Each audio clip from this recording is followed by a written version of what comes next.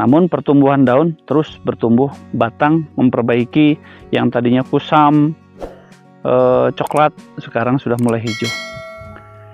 Kita lihat seperti apa. Nah, ini bisa kita lihat.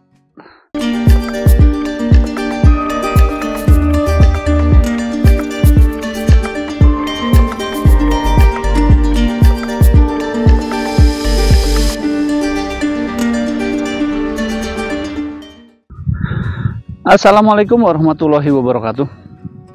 Pagi ini kita ada di kebun alpukat Panjalu di Ciamis, Jawa Barat, dan kita sedang melakukan penanaman Arasis Pintoy.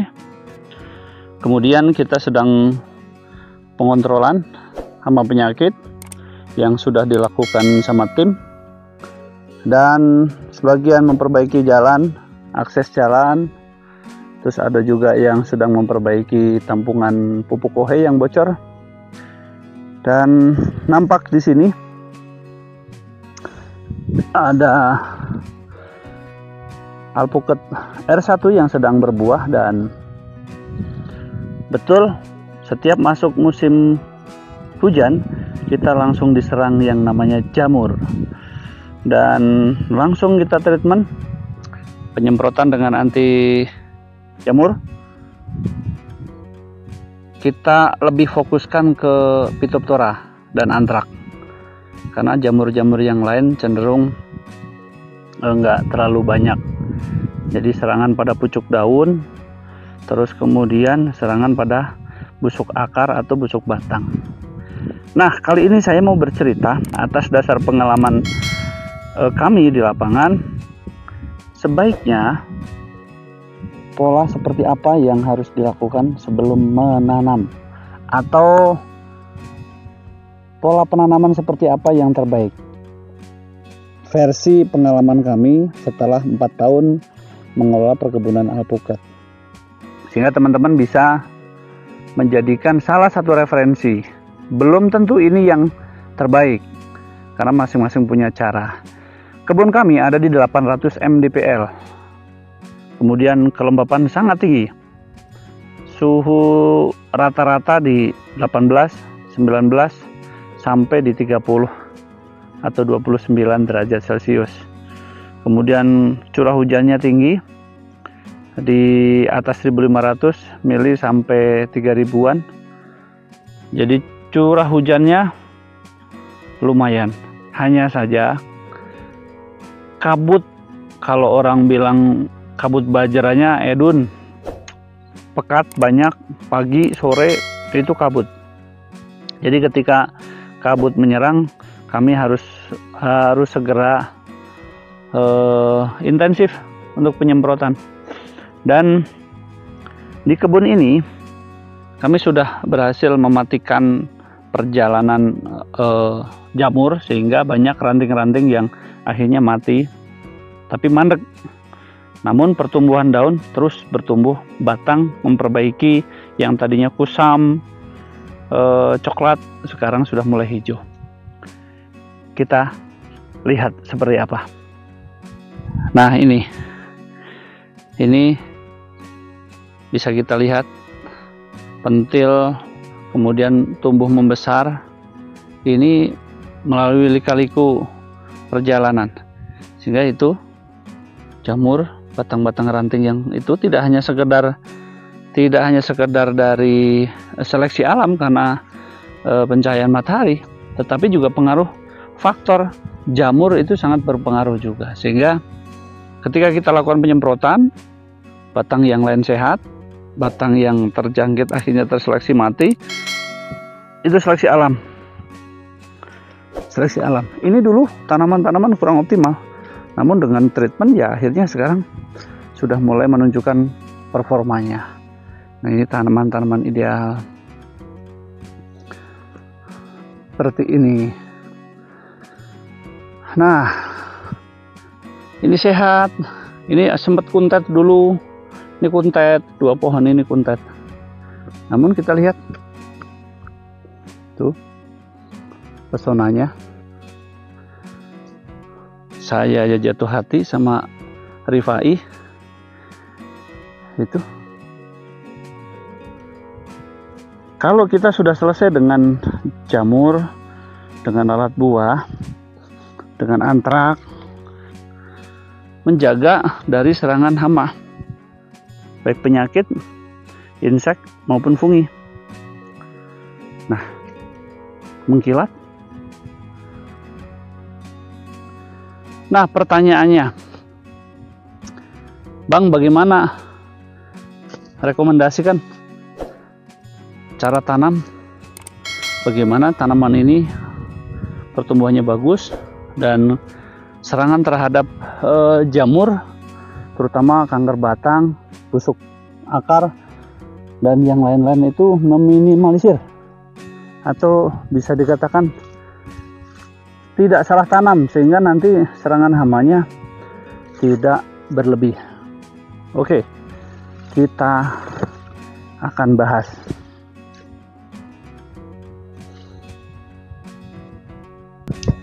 Jadi teman-teman yang biasa membuka lahan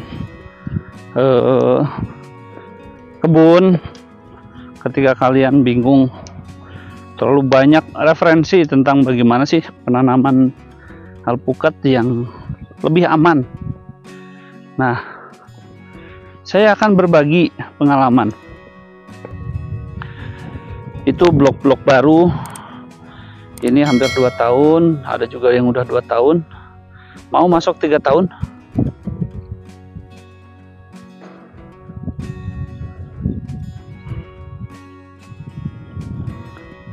Ini dulu juga nggak langsung rapi seperti ini, hutan belantara. Kami juga beberapa kali melakukan kesalahan. Dari proses pembukaan lahannya salah, pembuatan terasirnya salah,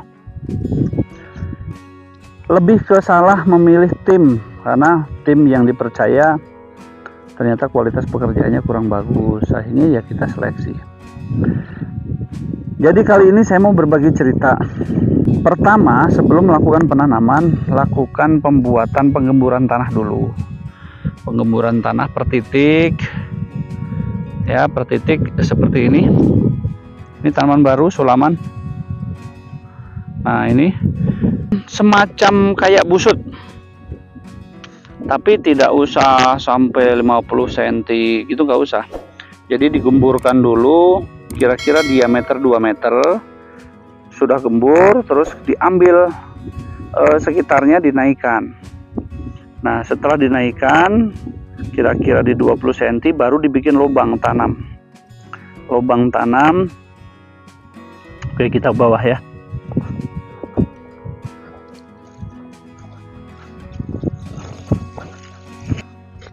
Seperti ini.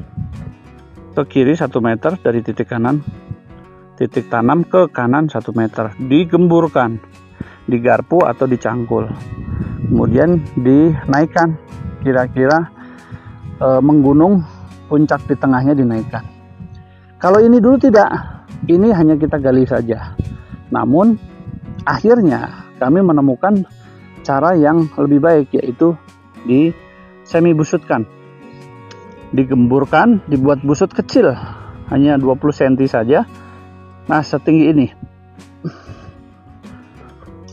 Nih, kalau kita lihat dari samping, nah setinggi ini aja. Nih, itu 20 cm. Tapi puncak tertingginya di tengah, di titik ini. Nah, setelah itu bikin lubang tanam. Bikin lubang tanam diameter 30 cm, kedalaman 30 cm. Nah, setelah itu tebarkan kapur. Kalau dulu dolomit, kalau sekarang saya lebih referensi kapur. Bagaimana Bang, di tempat kami kapur nggak ada, gunakan dolomit, nggak masalah. Wah Bang, kapur dolomit nggak ada, cari dulu lah. Kenapa? Itu untuk netralin pH. Tanah ini sudah bertahun-tahun tidak diolah, kemudian diberikan bibit. Di samping untuk naikin pH, dia juga menyerap keasaman tanah. Itu jauh lebih bagus. Nah, siapkan dolomit atau kapur gamping di lubang itu. Nah, siapkan bibitnya. Referensi dari saya, bibit itu jangan yang dongkelan besar. jangan juga yang polybag planter bag besar. Untuk perkebunan ya, gunakan saja yang 50-70 cm, maksimal 1 meter. Bibit masih muda, sehingga perakaran itu dia masih belum akar tunggang itu belum belak-belok, belum banyak cedera. Jadi bibit muda itu yang paling bagus. Di bawah 1 meter, maksimal 1 meter. Kalau kalian menemukan 1,5 meter tapi akar tunggangnya masih bagus, oke, nggak masalah. Tapi saran saya tetap gunakan yang 70-1 meter saja. Nah, setelah itu tanam tanpa diberikan pupuk. Cukup gamping atau dolomit saja, terus diuruk, selesai. Tanpa pupuk apapun, tanpa pupuk dasar, tanpa pupuk kimia dan yang lain-lain. Cukup langsung tanam saja. Jadi kalau banyak konsep, banyak teori yang kemudian berasal dari teman-teman yang baru tanam 5 pohon, 10 pohon, ya silahkan. Itu masuk kategori referensi kalian apa tidak, terserah. Kenapa saya sarankan demikian? 1. Imunitas tanaman jauh lebih sehat, jauh lebih terjaga dibandingkan yang diberikan pupuk kandang di dalam lubang tanam. Kalian memberikan bibit-bibit penyakit, salah satunya di alpukat adalah busuk akar. Saran saya, jangan gunakan pupuk kandang di pemupukan awal. Sekalipun kalian sudah fermentasi, sekalipun kalian sudah lakukan fermentasi itu selama 2 bulan dan yang lain-lain, fermentasi secara tradisional itu tidak menjamin terfermentasi dengan sempurna, tidak menjamin bahwa patogen di dalam pupuk itu clear, hilang. Kalau pemupukan dilakukan dengan cermat, dengan skill yang tinggi, saya percaya. Tetapi kalau dilakukan hanya sekedar oleh kita para petani yang kemudian kita paham, ownernya paham, tetapi pekerja di lapangan kadang-kala nyepelein, dosisnya dekomposter tidak tepat, bahan dekomposternya kualitasnya kurang bagus. Nah, itu akhirnya yang menjadikan kualitas pupuk yang terfermentasi itu tidak bagus. Maka kesimpulan dari itu, saya sarankan untuk lupakan pupuk kandang, jangan dulu pakai. Itu poin pertama.